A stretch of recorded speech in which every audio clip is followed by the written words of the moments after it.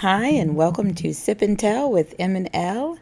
L is out today, so you just have me, Mo, and my opinions. So let's get started with it. Tonight we're going to talk about episode 4 of Married at First Sight. It starts off with a recap of the weddings and the wedding night, the conversations that happened in the room. So we start off with Katina. She's talking to the crew, telling them that she thinks Olajuwon is patient and that he's going to let her take the lead on their intimacy. I don't believe that to be so, but we shall see how that works out. Next, we had Mark and Lindsay, where they talked about their moms. So Lindsay's talking about how her mom is mean to her and didn't come to the wedding. Okay, I'm just going to give my take on this. And that is, everything we've heard about Lindsay so far is that she has a very foul mouth and she doesn't know how to communicate very well with people. And just because your mother brought you into this world doesn't mean she has to put up with your crap. So mom may be saying to herself, I'm just go ahead and live my best life and let her do her thing over there. So I have no sympathy for Lindsay. I don't know what the situation is, but if I had to guess, I would have to say that she's probably been real foul to her mom, and her mom's had enough of it. Mark, on the other hand, was talking about his mom, how his mom is going through depression, and after her retirement, and then her husband passing away. That's a lot of change for a person. And yes, some people will go into a depression. So I really feel for Mark in that, he really wants to take care of his mom. He doesn't have siblings, so that is all on him. Later on, Lindsay waved the sage to get the bad juju out of the room, she says. I think she needs to turn that sage towards herself and get that bad juju off of herself. And she also turned the heat way up to like 80 degrees, which that's not cool. I mean, if you're a cold person, bundle up. Don't put anybody else through all that. People can't sleep when it's that hot at night. Next couple that was up was Michael and Jasmina. They had a chat about the conversation that Michael had with Jasmina's stepdad when he told him not to let her be a bully. She explained that she once had a boyfriend that didn't like to argue with her, didn't want to argue with her, and Michael said, oh, well, you're not going to have that problem with me. And the look on her face was like, oh, I probably shouldn't have said that, right? Because that's almost like a challenge to a man. It's probably not what she meant in that way, but yeah, he's going to take it as, okay, game on. That was it on Michael and Jasmina for the moment. Next up was Noy and Steve. And Steve got on his knee with the ring pop and proposed to Noy. I guess it was cute. I don't know. I mean, it's a bit much for people in their over 35. But hey, it's all good. She thought it was cute. So that's all that matters, right? And lastly, for the wedding night, there was Alyssa and Chris. And oh boy. So she decided she didn't want to stay in the room with him because something that she had said or something, she said she had heard something that didn't sit well with her, was what she said. And she treated this guy like she saw him on America's Most Wanted or something. She wouldn't get near him. She kept saying she didn't feel comfortable about something that someone said. I mean, we all know that she's just not interested. She didn't like the way he looked, and she is holding on to any other piece of information to make it seem like that's the reason she's not attracted to him. We already know what the deal is, because then production cuts to her on her wedding day before she saw him saying, if he has snaggle teeth, then I'm just going to have to say, this was fun. And then they cut to Chris. I'm going to need y'all to cut that out too. That's not okay. It's not okay to do this man like that. Not okay. So they did show that. And Alyssa did go to her separate room while Chris, really was pondering what he had done wrong. Next, they had the wake up and breakfast. So the wake up in the morning, breakfast. Not much to discuss there. Jasmina jokingly asked Michael what if she wanted him to take her last name, which I thought was funny. That's something I would do. But he kind of laughed it off. I thought that was a cute moment. Lindsay was saying how much she likes Mark and thinks that they will be a success. She was kind of having her private confessional and saying those things. Nora and Steve, for breakfast, they basically had a granola bar. I believe maybe some coffee and some orange juice. But it was like a granola bar on a platter, right? Or 2 granola bars. Okay. And Steve said he thinks that they have chemistry. And they were also discussing her dog named Sushi that sleeps in the bed with her. So I'm just going to go ahead and say it. Some guys are not down with the dog sleeping in the bed. I personally wouldn't be. And I love dogs. No, not in the bed. Not happening. I don't know where your little paws have been all day long. Right? So, yeah, no, I get it together with that. And listen, I know a lot of y'all got your dog sleeping in the bed with you. Rethink that. Right? So then we have Katina and Olajuwon. He said that if her breath had stunk in the morning, that would have been a turnoff for him. This guy is just so immature to me. Like, just beyond, right? But moving right along. Katina questioned him about his past, and she explained that she had a cut buddy, like, because he was asking her, are there any surprises? She said, yeah, I used to go out and party a lot. And he was like, well, what else? You ever go home with anybody? She said, she had a cut buddy. He said, he laughed. He said, okay, I had a past, and I wouldn't judge you for anything that you've done in your past. Don't believe that.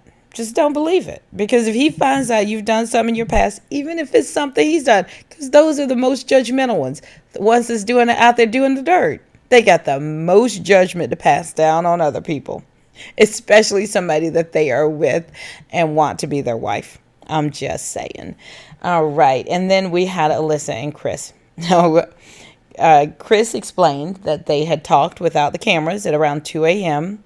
and that she told him that they didn't have a vibe. Like, she just didn't vibe. And he said he felt blindsided about it. When she came over that morning to talk, she wouldn't even look at him. Like, she was really just kind of looking off and just didn't want to look at him. They went, again, with the clip of the teeth. And she went into telling him how they are different and that how she wants to take things at a slower pace and she wants them to have a good experience. Basically, she signed a contract and she can't back out of it. That's pretty much what I took from it, So then next we had the meeting of the in-laws and the friends. So they started off with Jasmina. She met up with Michael's sisters. They asked her if they consummated the marriage. Why? Okay. I don't understand why that's such a question that's heavy on people's minds. That's none of your it's not your business. Okay. One of Michael's sisters had the tatas basically sitting on the table. I mean, they were just right. Okay. Never mind. So they described him as a person that assumes the worst. So Jasmina thinks that that's a red flag, and I have to agree with her. She told the sisters that all of her relationships have been long-distance relationships, and production comes in with a boom, like that's like a huge deal. It's not a huge deal. I mean, yeah, she may take a moment to get adjusted to living with someone, but a lot of people don't live with someone before they get married. I don't think it's going to be a huge deal. Michael's sisters also was like, even when he's a butthole, be nice to him. I mean, basically, they didn't call him a butthole, but they were kind of, I just think them sisters are doing him no good by passing over his bad habits and the things and telling Jasmina to just look over them and be nice to him anyways. So Michael, he met with Jasmina's mom and sisters. Her mom stated that Jasmina has seen both good and bad marriages and asked Michael what his example of marriage has been. And he said his parents weren't together, so he really hasn't seen a successful marriage. And then Jasmina's mom, she stated that was concerning, because he doesn't have any expectation of what a marriage should be. My question to her is, I'm not sure if her parents stayed together or not, but her first marriage didn't last. So regardless if your parents were together or not, clearly you've seen both sides of this. So just because he didn't see an example of it doesn't mean he can't be in a successful marriage. I'm going to leave it at that. Then we had Noy and Steve. So first Noy met with Steve's parents, and Steve's dad told her how much he liked the cultural clothing that she wore. Noy started crying. Okay, it wasn't working on my nerves before, but now it's getting to be a bit much. Yeah, she's doing a little too much of the crying. And Steve's dad got right to the point and asked her about, the job. Like, he doesn't have a job, so what's the deal? Even called his son a vagabond, which was hilarious. But that lets you know that they've seen some behaviors from Steve prior. I'm going to assume. Or maybe they just felt like this 4-month thing was way too much time to be taking off from work. But clearly the dad is not a fan of Steve's behavior right now. And so, Noy kind of just listened in, and she later took it back to Steve. So Steve met with Noy's family. Her brother, he was dressed as he dresses up in drag, so he was dressed up in drag. It didn't seem to bother Steve at all. He calls himself Sriracha when he's dressed up, and he went in pretty hard on Steve, asking the questions. Both him and the sister did as well. About jobs, kids, financial plans. And Noy's mom stated that she wants grandkids, but that he has to have a job first. Lindsay met Mark's friends, and Lindsay was being her usual loud Lindsay self. But they seem to really like her for Mark. They think they're going to be a good balance. They didn't really have any advice to give her other than, that he looks after his mom and he wants to make sure that his mom is safe, because she was kind of asking what she could do to support him there. And Mark met with Lindsay's friends and her dad. And they gave him a Lindsay survival kit that included snacks, because she gets hangry, angry, whatever. Just if she starts acting out, give her snacks like a toddler. And they gave her a no button, a no button. So they were like, she needs to hear the words no more often. I don't know what to say about it. And then Dad started talking about her vicious tongue. And Mark looked very concerned, to say the least. My take on this is Mark seems to already have a lot on his shoulders, and they didn't do him any favors by giving him Lindsay, because now he has a boulder on his shoulders, right? She just, if she is what they say she is, and her dad knows her probably better than anyone, he's describing her as a person that's not that likable, honestly. Okay, next we had Chris, who met with Alyssa's mom and friend. And he told them what happened between them on the wedding night. How Alyssa said, she wasn't into him. She just wanted to be friends. Alyssa's mom looked very surprised, while the friend, she said that Alyssa's always been very particular with the guys, and that she thinks that Alyssa's being rash, with her decision making, and that, maybe they can smooth things out on the honeymoon. I think she already knows that that's not going to happen. And, Alyssa's mom was going on about how nice she thinks he is. And if only that mattered to Alyssa, Mom, that would be great. But she could care less what you think, right? She's a crappy girl. So Alyssa met Chris's family, and she basically had no questions for them. Chris's mom thinks it was a good match with Alyssa and Chris, but clearly Chris's mom doesn't know what all went down. She was kind of saying in the private that she doesn't feel comfortable talking to Chris's family about what happened last night. Wonder why. Maybe it's because you treated her son like a real piece of crap. And yeah, you wouldn't feel too comfortable sitting there telling her that. But yeah, moving on. And then his friend explained, that Chris being a realtor, he works a lot. He's, chasing down properties and making sure that the lights stay on. This is this man's livelihood, so he's going to do his job. And Alyssa grabbed onto that like a dog on a bone, and just another excuse she can use to not like Chris and not say the real reason she doesn't like Chris is because she doesn't like his appearance, right? But she's going to use these little nuggets that she gets and use those against him. Next, we have Katina, who met up with Olajuwon's mom. Katina, told her that Olajuwon had talked to her and told her about his past. And, the mom was like, yeah, I'm so glad he talked to you about that. Communication is always good. And she gave Katina a gift, which was, it looks like some pom-poms and the T-shirt that she used to wear to Olajuwon's game. I can't remember what it says. You make me happy, or you make me smile, or something like that on the front. But she had to get off to work, so that was, very short. And then Olajuwon met with Katina's friends. And Katina's friend Jelani, who's a guy, pretty much called Olajuwon out on his crap. He was like, what are your intentions? What are you here for? Olajuwon stating he has no trouble with the women. So if you have no trouble with the women, then why are you going through this process to find a wife? And, you could tell Olajuwon was very bothered by being called out by another man.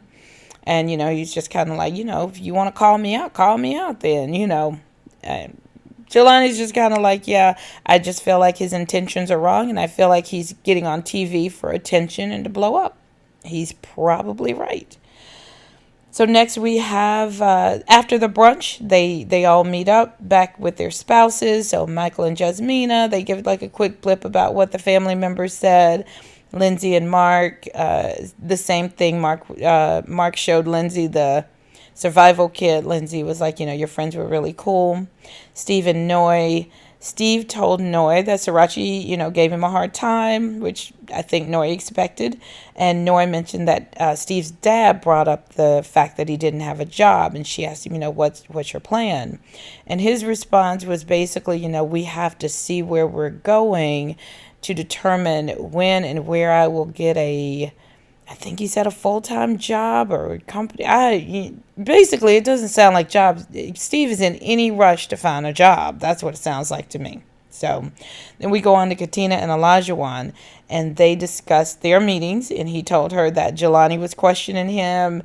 Basically, he was like, I'm a grown man. I don't need to be questioned by another grown man. And Katina was saying, in private that she values her friends' opinions, and if that they see a red flag, she wants to know about it so she could put that in her pocket, because maybe she's blinded by the process and, really liking him and things like that. Next, they went into giving them the gift baskets and then packing for the trip. So they got the gift baskets with the little trinkets and things in it, and the flag and the note telling them where they were going on the honeymoon, which is to Puerto Rico, San Juan, Puerto Rico. The couples were packing their bags. Lindsay was being Lindsay and, telling Mark he can't wear sweatpants and he can't eat burgers and, just being Lindsay, right? And Olajuwon, he's kind of talking about the intimacy, hoping for the intimacy on the honeymoon. And Katina seems like she's open to it. She's like, I plead the fifth or whatever. So, and then you have Alyssa and Chris. And Alyssa, Chris talked to Alyssa and asked her, if she felt comfortable going on the trip. She said, yes, she wants to go and spend time with the other couple. She's looking forward to that. And then they cut to her on the confessions, like rolling her eyes, because Chris was saying, well, maybe we can do some things together. Maybe we can go shopping or do some things. And she was like, yeah, no, I don't want to do that. I just want to hang out on the beach. And he was like, okay, well, cool. We'll just hang out on the beach. And she's just kind of like, well, he can go and do his own thing. And it's just like, what does she think she's here for? Right? Like, are you here for this process, or are you just here for a free vacation? I don't understand, because she's acting like she's not going with him on a honeymoon. She's just out here on vacation, and they going to film her while she enjoy her vacation. It don't work like that. Y'all got to be a couple.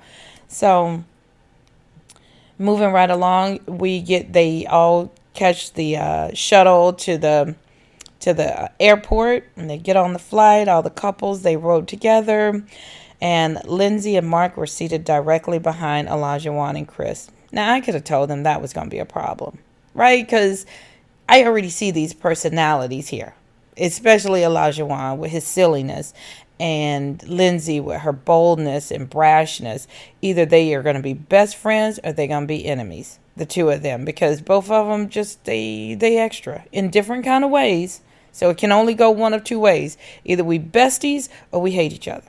And it looks like they hate each other. Because once they made it to Puerto Rico, Mark and Lindsay gets on a different bus, and the producers come over to the bus where everyone else is at. Well, let me rewind. First off, they get there and they're all checking in and whatnot, getting their luggage, and Alyssa just gets her stuff and walks past Chris like she don't even know that he with them. Like he is just not just a stranger, but just a complete daggum stranger. Like he does not belong with us. I don't know who he is. She just walks right on past him. Anyways, production comes to the bus and was like, hey, yeah, they got on another bus. What's going on? And so Olajuwon and Katina are giving their side of the story, mostly Olajuwon saying she's on the plane telling us about, you need to speak Spanish in their language, in their country, or in where you're at, because that's their native tongue. And Olajuwon's like, she ain't nobody's mama, so she can't be telling me what to do.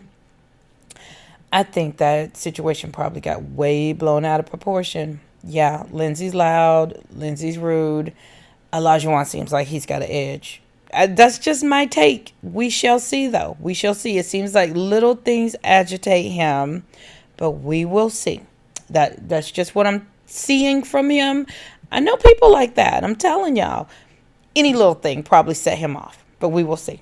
All right. So then they kind of talk to the other couples. The crew kind of does a little confessional with the other couples. They're not really feeling comfortable. They're like, this is all going on.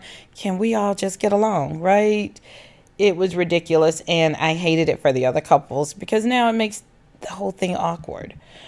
So then you get to Mark and Lindsay. Like I said, they were riding in a different shuttle.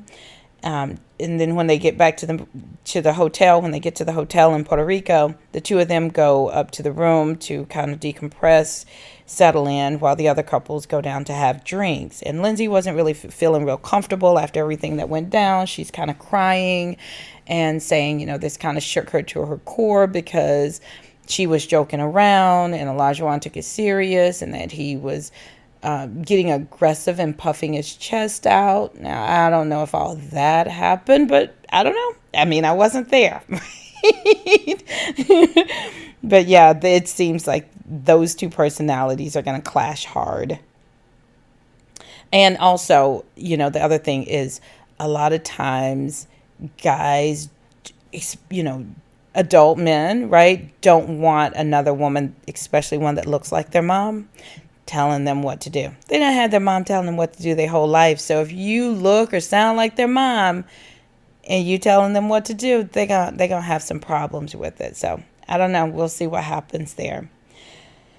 And then we have then all of the couples they're out there, they're having drinks, they're going out to kind of look over the scenery, and Alyssa is latched onto the other couples to avoid talking to Chris. I mean, she is legit getting on my nerves, and I wish the other couples would shun her. I wish they would force her to talk to Chris by just not engaging with her. That's really what I wish they would do. I know, like in the past, I've been watching Married at First Sight for a really long time. In the past, they didn't have the couples interacting that much. We'll see how much they interact here. I noticed they started that maybe a couple of seasons ago where they are, having them get together for couples things. It's always a disaster. So maybe they're going to keep that because they like a good disaster. I mean, they like to keep us engaged with the drama. And if the couples aren't themselves causing the drama, then hey, let's just mix them all up together and see whose personalities clash and, go from there. So Mark came down as they were having drinks. Mark came down and he left Lindsay in the room to kind of smooth things over with Olajuwon and Katina. I mean, he seemed to have smoothed it over with Olajuwon. Katina, not so much. She didn't seem like she's feeling it. She was like, keep her away from me. I can't be around her, for long periods of time. So we'll see how that goes. So, and then, they're all out there kind of chit-chatting, talking with Mark and stuff.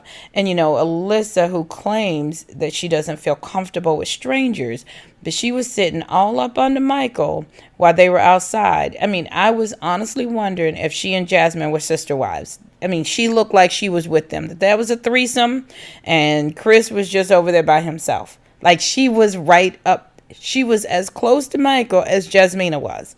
And I'm like, wait, I mean, can you give the man a little bit of space? Okay. So then we go on into the honeymoon. So Steve and Noi, they said they're developing. Noi says she's developing strong feelings for Steve, but she's not down with all the activities that Steve wants to do, the parasailing and the jet ski. And she's like, yeah, I'm not trying to die on my honeymoon. So I can't say I blame her. Then you have Michael and Jasmina. So they're in their room and they're discussing the drama that went on between Lindsay and Olajuwon, Katina. And Michael stated that they all met, so they all just met, so they have to assume there will be conflict. And Jasmina swoops right in, and she disagrees. She was like, I disagree with that. I've been around people I don't know before, and I don't assume that there's going to be any conflict. She's like, as long as everybody can respect each other's boundaries, then, why does there have to be conflict? He was kind of like, well, we don't know each other's boundaries. You're still learning my boundaries. I'm still learning yours. So you don't know that you've crossed somebody's boundaries until you kind of know.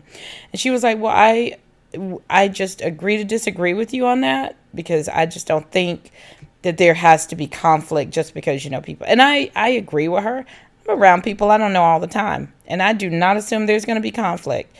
I assume there's going to be conflict more so with people that do know each other, not strangers. Usually they stay to themselves. They are on their best behavior, So I don't know why he felt like there should be conflict.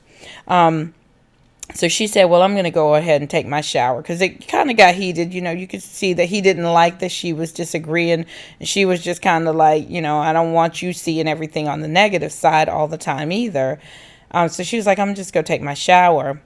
And he's talking to the expert. And he's like, yeah, I told the experts to give me somebody that would challenge me. And now I have to question, is this really what I want?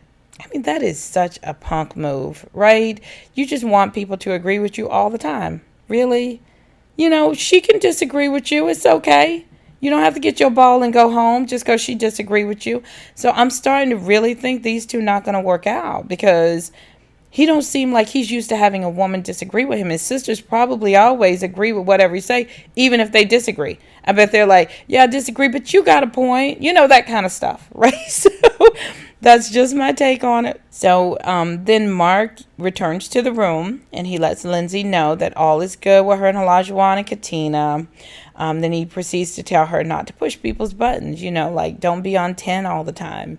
Just kind of chill, let's not rattle any things. And Lindsay started crying to the crew and telling them how much, how great Mark is, and that she thinks she's already in love with him. And wow, I mean, okay, I'm just going to go ahead and give my take on this. Lindsay is not going to stop doing what she's doing, and Mark is going to constantly have to smooth things over. That's just my take. Early on, I see this behavior with her, and I see that he's the type of person that tries to fix things, which is good. I mean, who needs that drama? But he'll get tired of that after a while. Nobody wants to have to keep doing that for somebody. Just shut your mouth sometimes, right? Like, I hate that for Mark. Like I said, they put a boulder on this man's back. And then Alyssa goes to Mark's room. I'm sorry, to Chris's room. Alyssa goes to Chris's room, and they go onto the balcony and they start talking. She's talking about how gorgeous it is, and he asked if she wants to stay there, like be there as, a couple or whatever. And she started up again with the I don't feel comfortable staying in a room with someone I don't know crap. And, he pretty much called her out, and he said, told the experts, this is ridiculous. And he's right. It is. It's very ridiculous. So on the balcony, he called her out and told her that she's never given this thing an effort. And she went into explaining, and that she came on it looking for a perfect person. And she disagreed, and she said she did give effort, and asked him if he thought she was lying. Like, really? It's almost like she's dragging stuff out of him, right? It's crazy. So she said she starts listing off all the differences that they've had since they've met each other. They have their core values, their beliefs, their everyday life, their personalities, their hobbies, and literally every single thing. She said every single thing, right? I believe she said this early on before getting married, that the people she's dated before, that there was not one thing that she liked about them. So she is looking for perfection. Like, not one thing. Everybody got something you can say you like about them. But moving on. So he said, yeah, no, he did not think that she was telling truth. He was like, yeah, no, I don't think you've tried. And so she storms off into the, he's calling me a effing liar, and I'm not going to put up with it. And she goes and puts the hat over her face and stuff. I mean, she's really too much. And then he follows her in, and she starts saying, just be nice to me.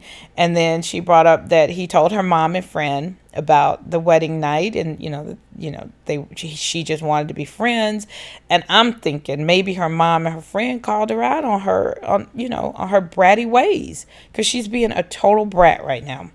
And I'm guessing she didn't appreciate it. She's been wanting to say something to him the entire time. So this was her opportunity to let him know that she knows he told the mom and the friend about how she's been behaving.